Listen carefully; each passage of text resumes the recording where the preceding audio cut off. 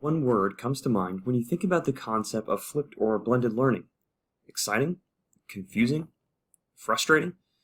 Choosing the best learning experiences for a different modality can certainly be a challenge, even for educators experienced in various modalities.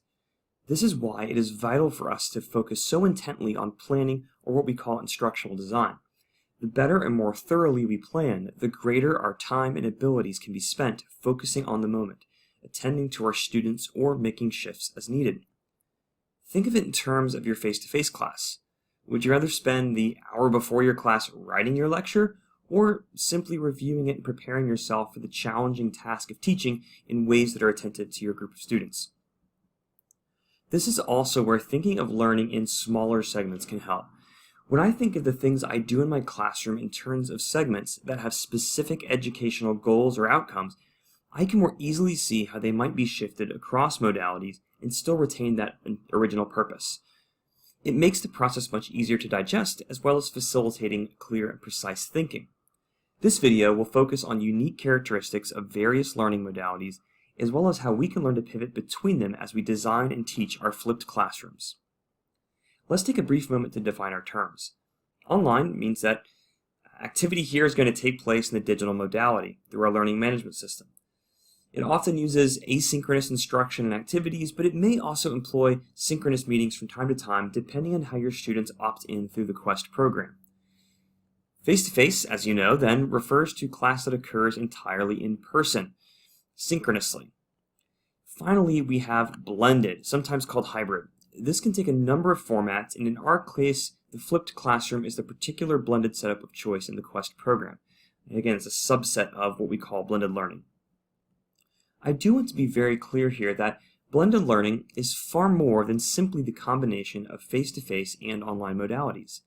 The act of the combination itself results in a new third modality, such as that our synchronous times will be shaped by the fact that we had asynchronous interactions and vice versa. So a good definition of blended learning might be stated as follows: a combination of digital and face-to-face components which leverages the strengths of both modalities and centers around student learning rather than content delivery.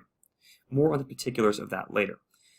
It's also important to note that the need to conduct learning-centered classroom becomes crucial in the online and blended modalities. Attempts to focus solely on instruction or content will likely greatly frustrate you, your students, and potentially result in poor learning outcomes. Let's remember here that blended and flipped learning is much more than simply moving some parts online, right?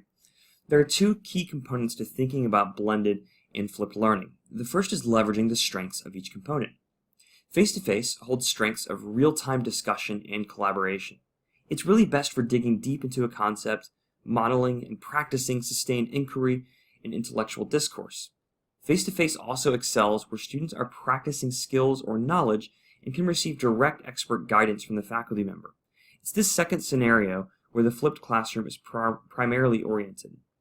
Especially in more knowledge-oriented academic disciplines, here we can move our lectures online where students actually have the capability to pause or re-watch portions of the video to improve their learning.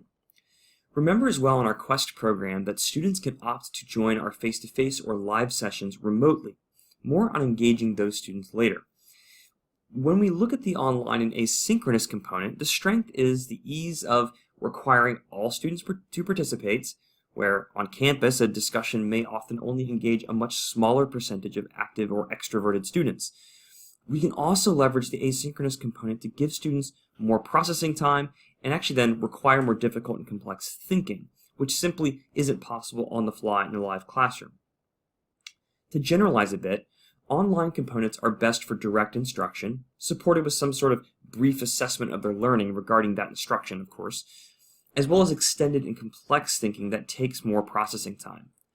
This helps us to see why there's a growing body of evidence for the efficacy of the flipped classroom, where that instruction happens online and collaborating, discussing, and practicing skills or learning, or extending understanding, happen best in person or live.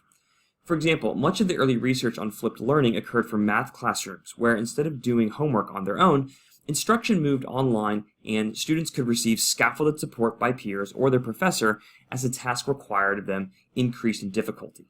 So our first step is to consider our learning goals and how we best might achieve them through whether the online or face-to-face components of our course.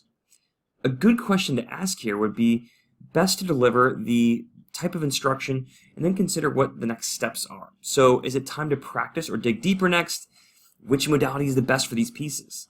For example, you might record a mini lecture online and then plan to unpack and discuss it as a class or in small groups when you are in person. Or let's say the task will be much more individually oriented. Perhaps you work it out and practice it a bit in class, while allowing a final demonstration of learning to happen online. There's also a danger that we might lose the coherent narrative of our course in this move as we shift between modalities. This brings us to our second component, making connections. This is where things get interesting. One of the most important things we can focus on in thinking about blended learning is what happens between sessions. Here, we are all about weaving a coherent narrative so our students don't lose sight of our learning goals in the switch. Instead, all parts of the course, online or otherwise, feel like the course.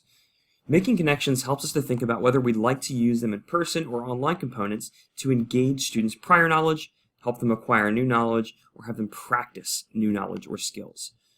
This is largely why that conversation I mentioned earlier on learning segments is so crucial. It helps us understand mini units that can be seen as better for synchronous or asynchronous work. Connector activities help to show students that online portions are just as valuable and just as much class as our face-to-face time. A personal favorite is to collect an exit ticket with any variety of questions to check their learning at the end of class in person. Perhaps they write it on a 3x5 card and there's some review questions. Then I debrief their responses in a video update in the learning management system to transition us into the online portion. Then you might start off your next in-person class with a 5 to 10 minute debrief of how their learning went online, correcting misunderstandings and answering questions they still have. Let's consider a few more connector activities. Again, you may use the exit ticket or update video approach, an in-person debrief of online activities.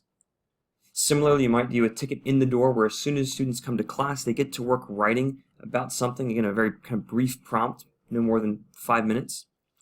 You might do a clearest or muddiest points discussion debrief of online activities. In other words, students explain what was most clear to them and what was still confusing or what they're still thinking about.